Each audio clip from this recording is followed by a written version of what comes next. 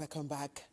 You're watching Newsline on the network service. Now let's take you to the northeast. Of course, the story of insurgency there cannot be fully told without the mention of Banki, a resilient border town in Bama local government area of Borno State.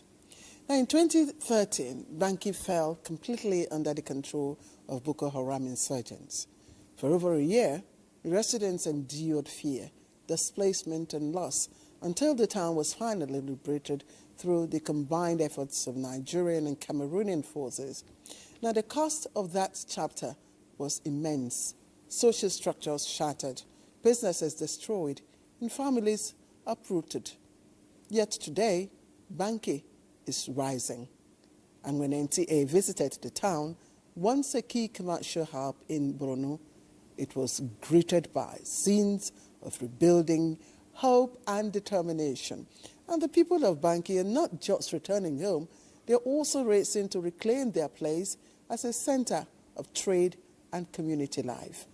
In a place once silenced by conflict, the sounds of commerce and laughter are slowly returning. And Mohammed Abubakar now brings us the story of courage, recovery, and the undying spirit of Banki Town.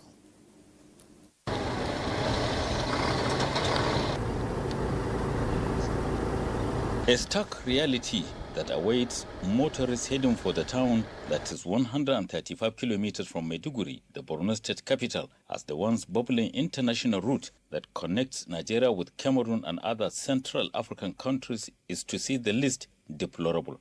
Another stark reality is the existence of some structures that reminds a first-time visitor to the town those harrowing days the inhabitants had to contend with, like this bullet-riddled filling station and what used to be a University of Maiduguri teaching hospital-managed comprehensive health center. I came to Banki town as an internally displaced person after our town was attacked massively by the insurgents. We suffered another attack at Banki too, forcing us to disperse to different cities and towns. I can still recall what happened in 2014 when Banki town fell into the hands of the insurgents. The experience is, to say the least, harrowing, as we had to flee the town to save our dear lives.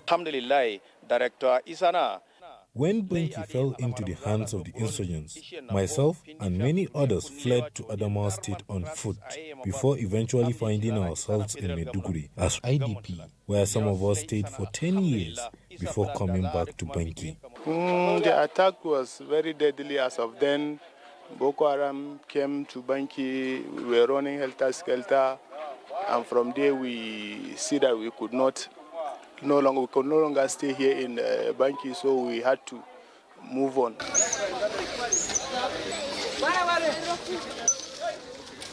The message in the saying that hard times are not forever could be seen across the length and breadth of Banki town, with social and economic activities now booming day and night.